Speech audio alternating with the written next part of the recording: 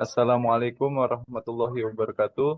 Perkenalkan, saya Nur Syarifudin selaku moderator pada presentasi kali ini. Saya akan mempresentasikan judul yaitu konflik dan negosiasi. Adapun kelompok 5 anggotanya yaitu yang pertama Jakar Sodik, yang kedua Aisyah Sidiko, yang ketiga Nur Syarifudin, saya sendiri, yang keempat Tommy Tamara, yang kelima Yoga Adi Susetio, yang keenam Zuhrufah Aliyah. Oke, baik. Untuk pembacaan yang pertama, untuk saya sendiri, konflik. Konflik merupakan suatu kondisi ketika ada dua ataupun lebih pandangan, kepercayaan, keinginan, kepentingan, kebutuhan yang berbeda, nilai tidak selaras, berseberangan, dan tidak sejalan. Konflik menurut Robbins adalah suatu proses yang dimulai apabila suatu pihak merasakan bahwa pihak lain telah mempengaruhi secara negatif atau akan segera mempengaruhi secara negatif pihak lain.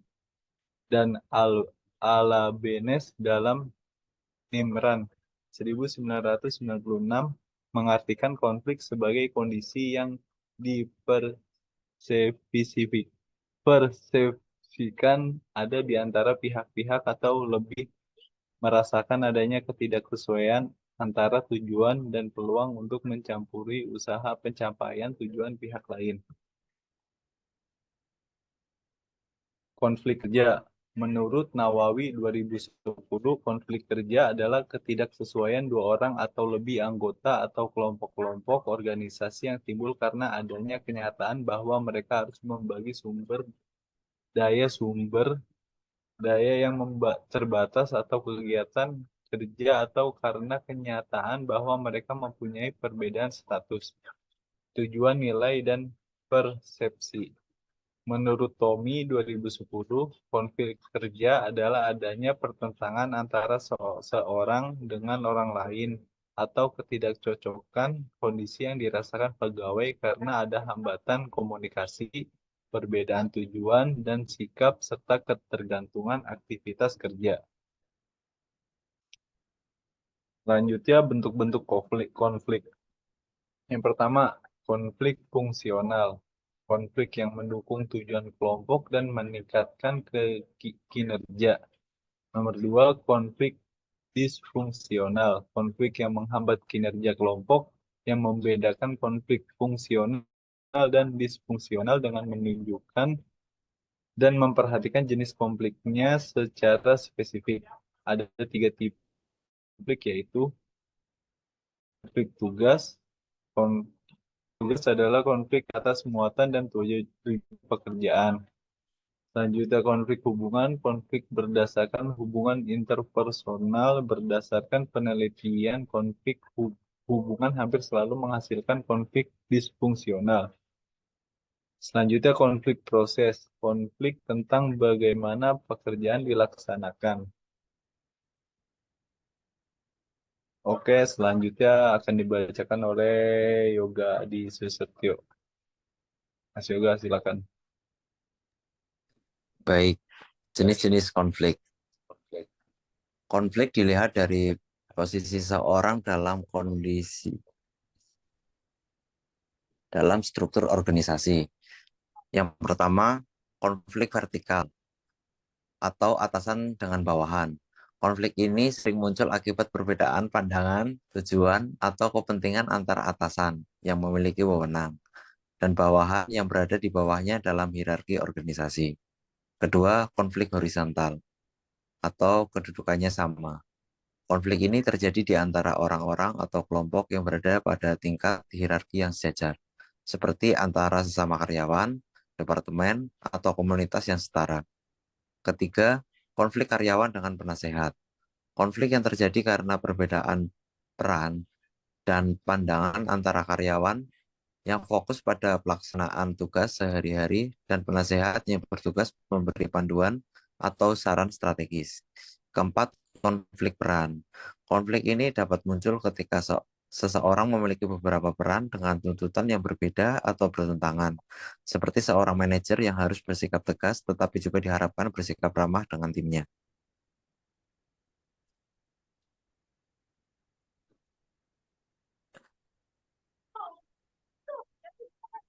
Penyebab konflik, faktor-faktor organisasi dan faktor-faktor interpersonal. Faktor-faktor organisasi, yaitu persaingan untuk mendapatkan sumber daya yang langka, ketidakjelasan tanggung jawab dan wewenang, kejadian-kejadian yang muncul dari keseling tergantungan biasanya dalam organisasi seperti dalam unit kerja, kelompok, individu yang bergantung pada pihak lain untuk menjalankan pekerjaan. Kemudian sistem imbalan dan diferensiasi atau pembedaan dalam sebuah organisasi.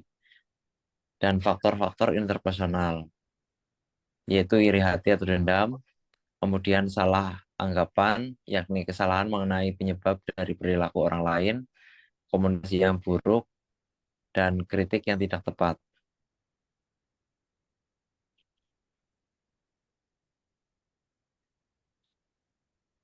Kemudian meminimalkan konflik. Yang pertama dengan atasan, yaitu analisa pola pikir atasan. Kemudian jangan menyampaikan masalah kepada atasan tetapi memecahnya. Kemudian dengarkan dengan baik informasi atasan untuk rencana dan pengembangan. Dan berkonsultasi dengan atasan terhadap kebijakan, prosedur, dan kriteria. Jangan jangan memaksa atasan. Kemudian dengan bawahan, temukan profesional dan tujuan personal anggota tim. Jelaskan harapan Anda. Definisikan ukuran kontrol. Kembangkan toleransi kegagalan untuk membangkitkan kreativitas. Beri umpan balik positif. Dan beri kesempatan dan penghargaan. Next. Selanjutnya akan dibacakan oleh Aisyah Sidiko.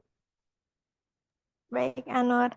Negosiasi. Negosiasi menurut Ivan Cevic 2007 sebuah proses di mana dua pihak atau lebih yang berbeda pendapat berusaha mencapai kesepakatan. Menurut Sophia 2008, negosiasi merupakan suatu proses tawar-menawar atau antara pihak-pihak yang terlibat dalam konflik. Sedangkan Robin 2008 menyimpulkan negosiasi adalah sebuah proses di mana dua pihak atau lebih melakukan pertukaran barang atau jasa dan berupa untuk menyepakati nilai tukarnya. Dari beberapa definisi di atas, dapat disimpulkan bahwa negosiasi adalah suatu upaya yang dilakukan antara pihak-pihak yang berkonflik dengan maksud untuk mencari jalan keluar untuk menyelesaikan pertentangan yang sesuai kesepakatan bersama. Next. Jenis-jenis negosiasi. Jenis negosiasi dibedakan menjadi dua, yaitu negosiasi kompetitif dan negosiasi kooperatif. Kompetitif yaitu suatu negosiasi yang menghasilkan ada pihak yang kalah dan ada pihak yang menang. Sedangkan kooperatif yaitu suatu negosiasi yang menghasilkan kemenangan untuk pihak-pihak yang bernegosiasi. Negosiasi kompetitif dan negosiasi kooperatif. Yang pertama, ada pihak yang kalah. Yang kedua, minat kedua pihak bertentangan. Yang ketiga, strategi pemaksaan kehendak. Yang keempat, individualistis. Negosiasi komparatif. Semua pihak menang. Minat kedua pihak ada kesamaan, strategi saling menghargai kehendak, dan kerjasama. Next.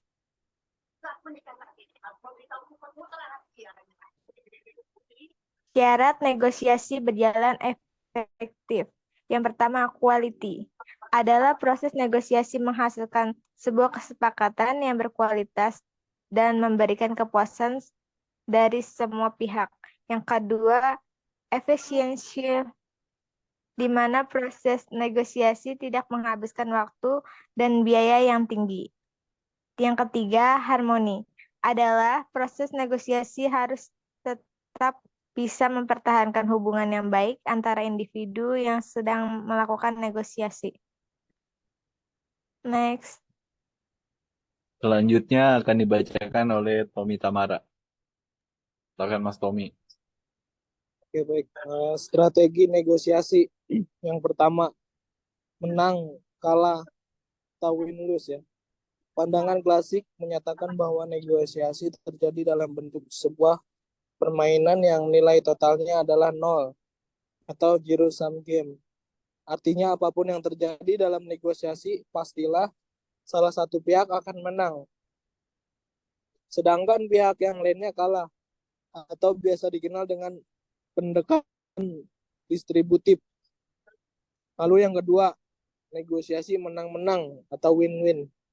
Pendekatan yang sama-sama menguntungkan atau pendekatan integratif dalam bernegosiasi memberikan cara pandang yang berbeda dalam proses negosiasi. Negosiasi menang-menang adalah pendekatan penjumlahan positif. Situasi-situasi penjumlahan positif adalah pendekatan di mana setiap pihak mendapatkan keuntungan tanpa harus merugikan pihak lain. Negosiasi kalah-kalah. Pandangan konflik di mana konflik ini bersifat saling kompromi dalam mengambil keputusan bersama untuk mengorbankan hal yang dipermasalahkan untuk kepentingan bersama.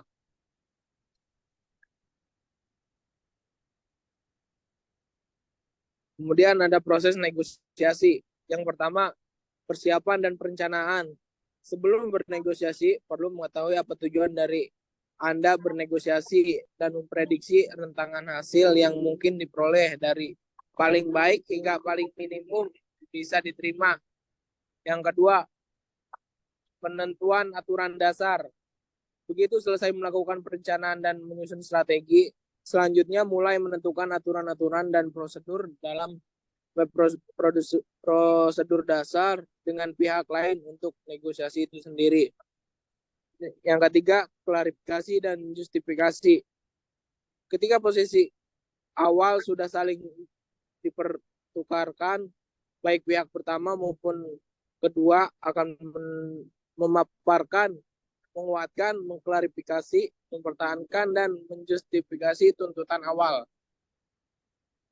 Lalu yang keempat, penutupan dan implementasi.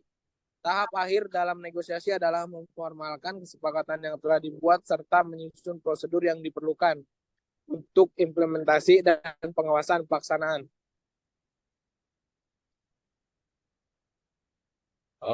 Oke, setelah selesai presentasi hari ini,